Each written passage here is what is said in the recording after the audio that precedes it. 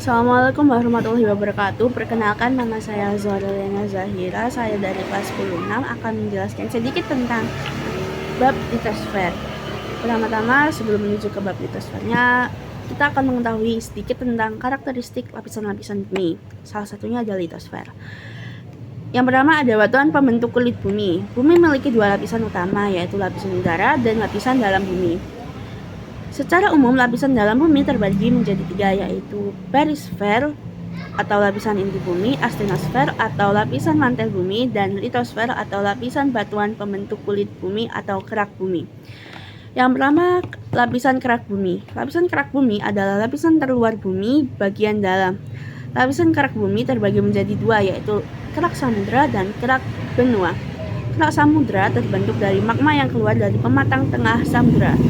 Kerak samudra memiliki ketebalan 5-10 km, sedangkan kerak benua memiliki ketebalan 20-70 km. Kerak samudra tertua berumur 280 juta tahun, sementara kerak benua tertua berumur 4,4 miliar tahun. Terdapat lapisan silisium dan magnesium di kerak samudra. Lapisan ini memiliki berat jenis lebih besar daripada lapisan silisium dan aluminium. Ketebalannya sekitar 65 km. Terdapat lapisan silisium dan aluminium di kerak benua. Lapisan ini bersifat padat dan memiliki ketebalan 35 km. Yang kedua ada lapisan mantel bumi. Terletak di antara lapisan kerak bumi dan inti luar bumi. Lapisan mantel bumi terdiri dari lapisan mantel bagian atas dan bagian bawah. Lapisan ini berupa batuan yang mengandung magnesium dan silikon. Suhu di lapisan mantel bagian atas sekitar 1300 derajat sampai 1500 derajat Celcius. Sedangkan suhu di lapisan mantel bagian dalam sekitar 1500 derajat sampai 3000 derajat Celcius. Yang ketiga ada lapisan inti bumi. Terdiri atas dua jenis, yaitu inti dalam dan inti luar. Ketebalan lapisan inti dalam sekitar 1200 km dan berdiameter 2600. Inti dalam bumi terdiri dari besi dan nikel berbentuk padat dengan suhu mencapai 4800 derajat Celcius. Ketebalan lapisan inti luar sekitar 2250 km dan berada di kedalaman 2900 sampai 4980 km. Inti luar bumi terdiri dari besi dan nikel cair dengan suhu mencapai 3900 derajat Celcius. Litosfer disebut juga lapisan kulit bumi. Litosfer mencakup kerak bumi dan bagian atas mantel bumi hingga kedalaman 100 sampai 200 km. Litosfer berasal dari bahasa Yunani yang berarti litos, batuan, dan sfer yang artinya lapisan. Yang kedua ada jenis batuan pembentuk kulit bumi. Ada batuan beku, batuan sedimen, dan batuan metamorf. Batuan beku adalah batuan yang berasal dari magma yang membeku. Batuan yang membeku di dalam bumi disebut batuan beku dalam atau batuan plutonik atau batuan intrusif. Adapun batuan yang membeku di celah-celah atau di rekahan dalam kerak bumi disebut batuan beku gang atau batuan korok. Batuan yang membeku di luar permukaan bumi disebut batuan ekstrusif atau batuan beku luar atau batuan vulkanik. Batuan beku memiliki ciri-ciri kompak dan homogen serta tidak memiliki stratifikasi lapisan. Contoh batuan beku adalah granit, andesit, gabbro, dan obsidian. Yang kedua ada batuan sedimen. Segala jenis batuan di permukaan bumi akan mengalami pelapukan, tererosi, terbawa oleh tenaga air, angin, atau glasial. Erosi batuan tersebut akan mengendap dan mengalami pemadatan menjadi batuan sedimen.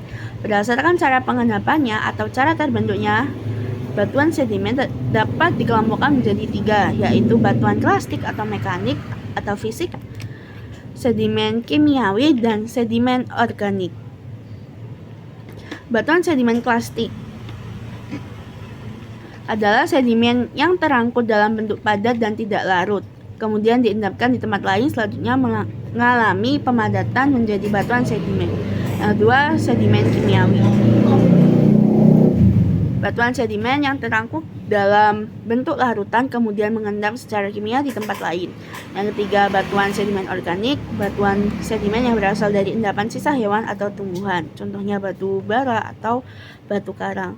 Batu sedimen memiliki ciri-ciri yaitu terdiri dari beberapa lapisan berwarna terang, ringan, dan lebih lunak, terdapat fosil dan mengandung semen.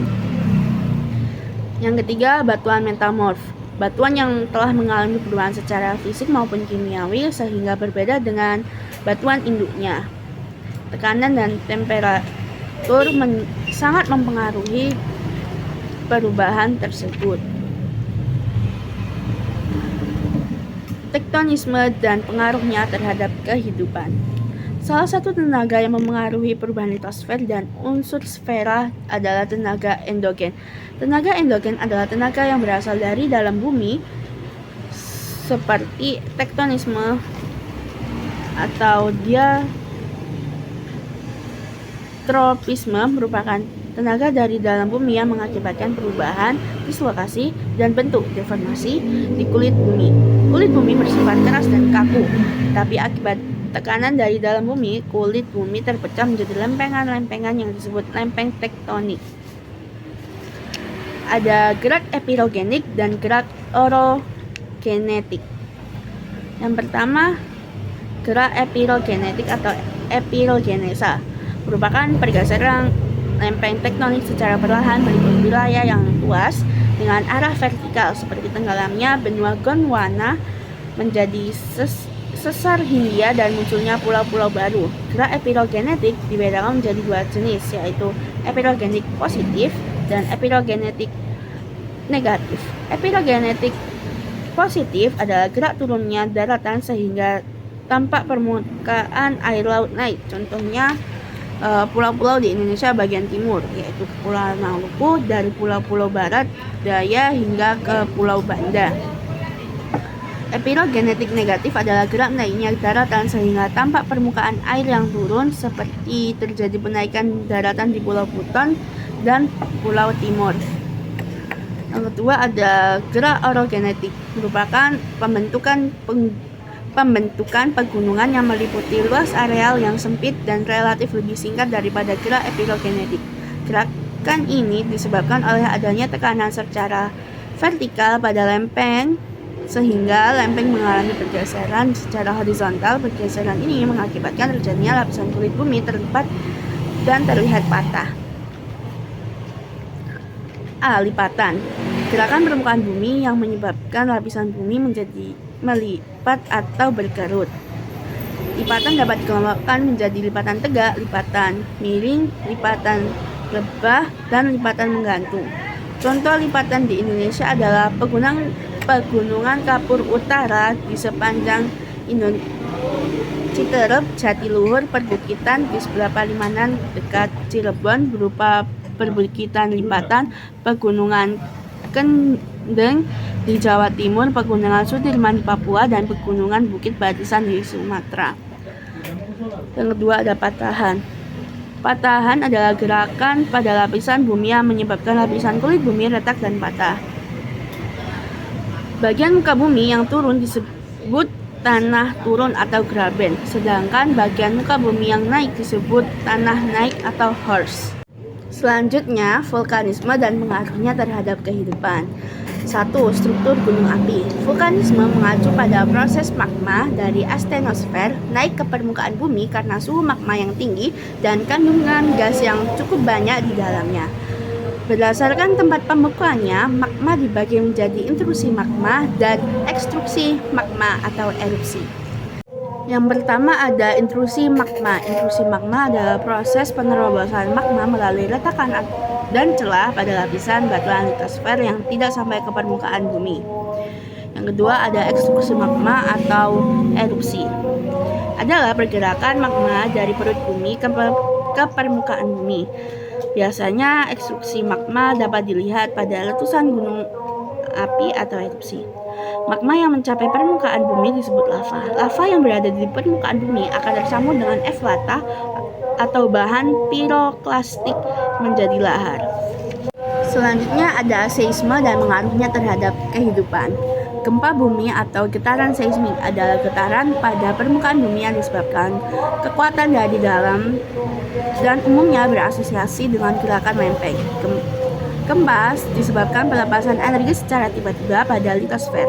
Semakin besar energi yang dilepaskan, semakin kuat gempa yang ditimbulkan. Kekuatan gempa dapat diukur dengan seismograf. Klasifikasi gempa berdasarkan faktor penyebabnya. Yang pertama ada gempa tektonik, disebabkan adanya kegiatan tektonik lempeng. Gempa bumi ini terjadi di zona batas antar lempeng dan patahan, yaitu sirkum Mediterania dan sirkum Pasifik. Kekuatan gempa tektonik dapat mencapai 9 skala Richter.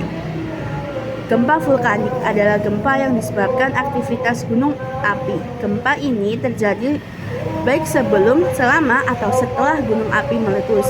Gempa ini hanya terjadi di daerah gunung api.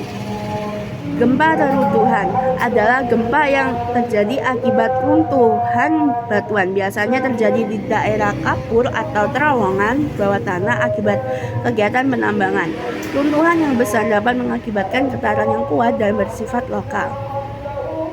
Gempa tumbukan. Gempa tumbukan terjadi akibat meteor yang menabrak bumi. Salah satu contohnya adalah meteor yang jatuh di Rusia pada tahun 1908. Akibatnya adalah terjadi lubang yang sangat besar menyerupai sebuah kawah. Eksogen dan pengaruhnya terhadap kehidupan. Pembentukan muka bumi selain dipengaruhi tenaga dari dalam bumi juga dipengaruhi oleh tenaga dari luar, atau disebut juga dengan tenaga eksogen. Tenaga yang berasal dari luar diantaranya pelapukan, pengikisan, erosi, dan sedimentasi yang dibantu oleh perubahan suhu air dan angin. Yang pertama ada pelapukan. Pelapukan batuan adalah proses perombakan batuan menjadi bagian-bagian yang lebih kecil karena faktor sinar matahari, air, gletser, reaksi kimia, dan kegiatan organisme. Ada 3, yaitu pelapukan mekanik atau fisik. Perombakan batuan menjadi bagian yang lebih kecil, tetapi tidak mengubah unsur kimia dari batuan tersebut. Yang kedua ada pelapukan kimiawi, yang menyebabkan perubahan susunan kimia pada batuan tersebut. Lalu ada pelapukan organik, perombakan batuan dengan bantuan organisme dan tumbuhan. Yang kedua ada erosi. Secara umum, erosi diartikan sebagai pemindahan batuan dari suatu wilayah ke wilayah lain. Adapun tahapan-tahapan pemindahan tersebut adalah detractment, transportasi, sedimentasi. Erosi ada erosi air, erosi angin, erosi gelombang laut, dan erosi glasier. Lalu sedimentasi adalah pengendapan hasil kikisan. Ada sedimentasi fluvial, sedimentasi aerolis, sedimentasi marin. Sekian, itu saja dari saya. Kalau ada salah kata mohon dimaafkan. Wassalamualaikum warahmatullahi wabarakatuh.